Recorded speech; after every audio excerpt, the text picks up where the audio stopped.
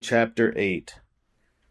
Pershing Square was cool in the shade of the surrounding high-rises. He left the house early to visit the Beethoven statue before Frankie would arrive. But the decision to see the statue immediately dampened his mood, and he regretted suggesting that they meet there. "Hey there, Ludwig," Hector uttered under his breath. "How you been?" he asked as if expecting a reply. He looked over his shoulder at the empty grass and cement within the colorful stucco walls surrounding the park. "I'm just working all of this out, you know." The statue remained silent, glaring down at the dirt below. A pigeon landed on the statue and drew Hector's attention to the bird droppings covering the back of Beethoven's shoulders. He couldn't help but allow a chuckle, which helped lighten his mood. Beethoven's corner of the park usually smelled like piss, so the bird shit felt like a little fitting contribution to the space. Hector sat waiting for Frankie on the elongated steps at the corner of Hill and 5th Street. They were perfect for Hector to sit on. He stretched out his legs as his elbows propped up his frame. He sat this way until he was hit with the thoughts that his current posture may have implications that ran counter to Frankie's standards. He spotted her head in a crowd exiting the metro station on the south side of 5th Street. She wore a navy dress. This one was long and flowing.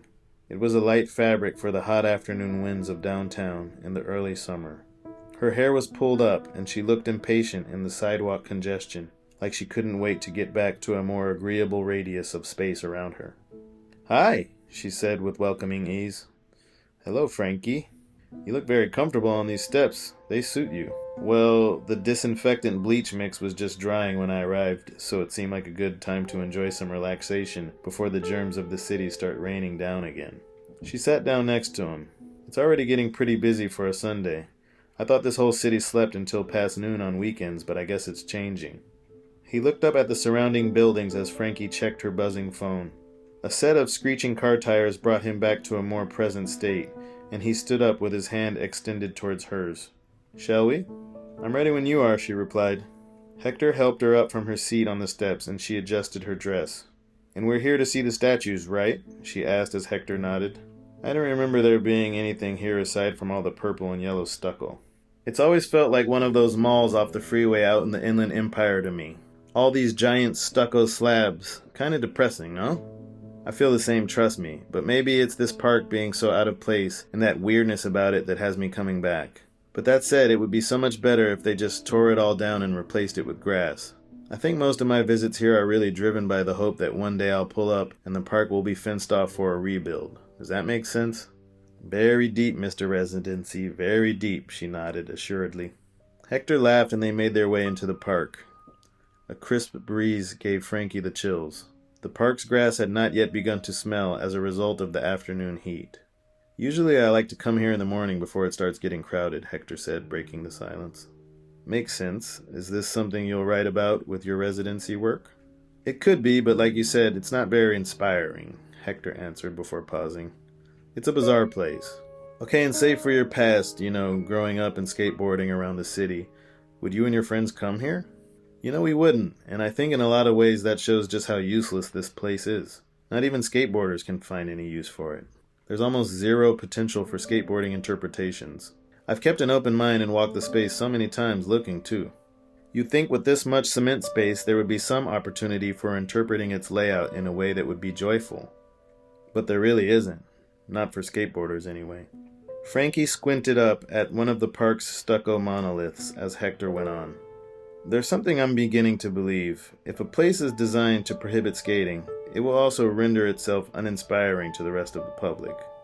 On the other hand, if a space is designed to inspire skateboarding, it will be aesthetically inspiring to the public too." They maneuvered down a few terraced steps to a sitting space below the Beethoven statue. He stood just as silent and serious as he'd been earlier, but now with several more pigeons grooming themselves on his shoulders. Hector looked at the oxidized statue as Frankie read the dedication text. "Dedicated to William Andrews Clark, Jr., founder of the Los Angeles Philharmonic Orchestra." "Wow, this thing was for William A. Clark," Frankie said with some surprise in her voice. "Yeah, I guess he funded the Philharmonic Orchestra all the way up until his death.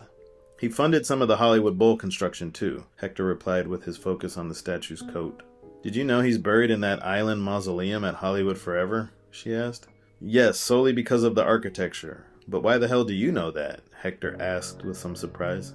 I looked him up after a tour through the historic library over at UCLA. The guide said something about the face of one of his lovers being repeated on all the men painted on the library ceiling. So naturally, I needed to research the gossip aspect, which led me to Hollywood Forever.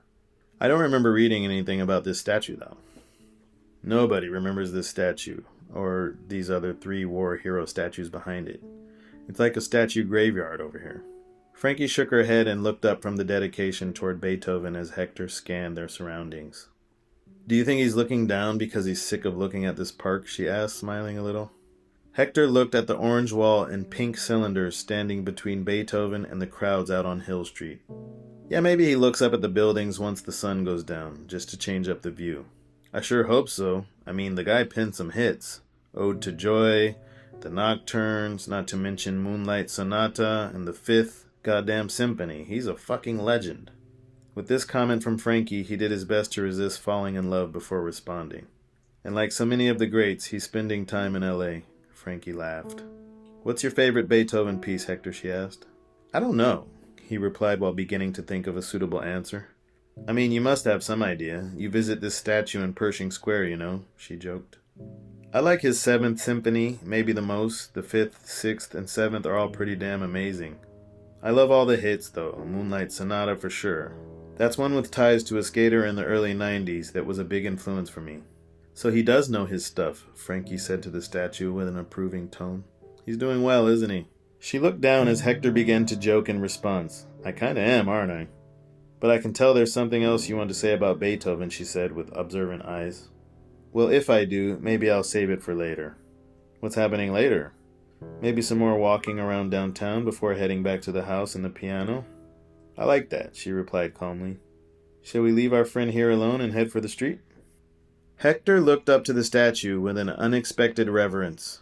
Have a great Sunday, Ludwig. Frankie looked at Hector, who was still facing the statue. You good and ready, Hector? Or do you two need another minute? Hector smiled to himself as Frankie got a head start out to Hill Street. The ocean green house was stuffy from the day's heat. Hector and Frankie walked around the rooms and opened the windows he'd forgotten in the morning due to nerves. Once they'd assessed their progress and considered it sufficient, they opened a chilled bottle of wine and walked to the cool shade by the piano. They arranged a blanket on the ground. Hector played through the simple chords he could remember, while Frankie thumbed through a book from the house. A cool breeze lifted the edges of the blanket and caused the trees to rustle gently. They both felt the breeze and allowed themselves to relax in the momentary sounds of leaves and branches in the wind. Hector thought that this must be one of the first sounds humans ever experienced and enjoyed. He thought to mention this aloud to Frankie, but he didn't want to interrupt the atmosphere with his voice. Frankie sensed this, and she closed her eyes as sweat gathered on her forehead. At the stand-up piano, Hector repeated 3 chords with his back to her, and eventually lifted his hands, allowing the body of the instrument to reverberate into silence. He stepped down from the piano, and Frankie looked up to him with wide eyes as he sat down beside her and kissed her. Frankie's wine spilled on the blanket, but this was not the priority it usually would have been. When Hector awoke, it was impossible to tell how much time had passed. He thought he'd heard the ringing of the piano keys in the evening breeze. The moon was directly overhead, as bright as it had been just a few nights before.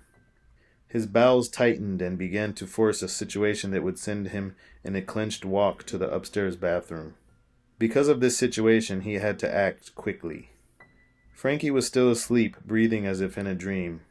Hector gently nudged her until she mumbled, I can get a car home in a bit, okay? Why don't you just stay? He suggested. Are you allowed to have people overnight?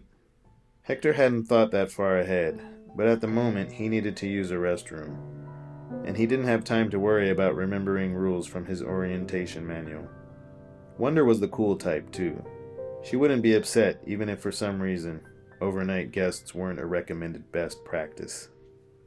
It's fine, actually. The Foundation doesn't want me to be up here living like a monk. You'd be a handsome monk, though, I think, she replied with her eyes closed. Wouldn't do me much good being a monk then, would it? No, but you'd get the benefits of the divine. It's a trade-off. So are you saying I should pursue monkhood right now, of all times? Definitely not right now, she confirmed, smiling in the dark. When he awoke, it was too early, and Frankie was beside him, snoring loudly. He liked her snores and grunts, so he decided to delay awakening her for a while. When Frankie opened her eyes, she immediately locked into an elongated stretch that pulled the covers in the direction of her feet. She snickered as her right index finger tucked rogue strands of hair behind Hector's ear. Frankie's ride disappeared down the driveway, and he went inside to get dressed for the day. After finishing his morning routines, Hector stepped on his board to push around the smooth guest parking lot.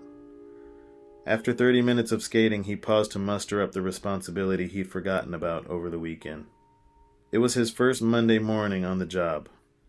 There would be no tours until Tuesday, but Wonder would be calling, or maybe even arriving at any minute.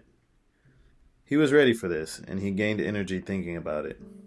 The days of leisure and no plans had lasted just long enough to motivate some productivity in him.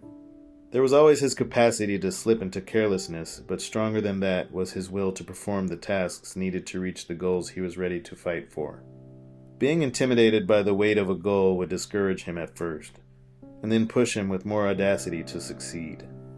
The process of trial and error in skateboarding taught him to be comfortable in the balance between fear and courage, about the strength of persistence and discipline. It was something he'd come to utilize in his life beyond skateboarding, to focus on his work and to allow for any of his doubts to subside under the progress of that hard work. Since returning to LA, the sting of his parents' death had a distancing effect on Hector from the world around him. It was beginning to frustrate him. He'd been resisting the feeling inside ever since their funeral. The feeling was the cloud. First it gathered inside his frame, and then it engulfed him. The cloud wasn't always dense, but eventually it began to take on a heavier weight. Hector focused on goals to help him temporarily forget. The last 2.5 years were filled with strategizing and achieving. He needed the distraction of goals to take the attention away from the confusion brought on by the cloud. But the day with Frankie changed something, waking up by the piano in the moonlight. It felt as if she'd lit a candle deep inside an auditorium at the center of his body, and this candle cleared the cloud and illuminated the entire space. Hundreds of other candles, once hidden in the fog, caught the flame near his center, giving him new energy to engage with the pain and understand it. A joy rushed inside him with this recognition as he picked up his board and walked back to the house. The week went smoother than he'd expected. Wonder came and went. She was like a helpful ghost, fading in and out of the rooms to check up on Hector during his house tours. It was not about intimidation or control. It was about genuine support. She repeatedly checked in with him to ask how he was liking the guide script and to make sure Hector had everything he needed. Wonder had her Dodgers hat and her layers of adornments. She chewed gum when she wasn't preoccupied, and when she was pensive, she would replace the gum with a cigarette.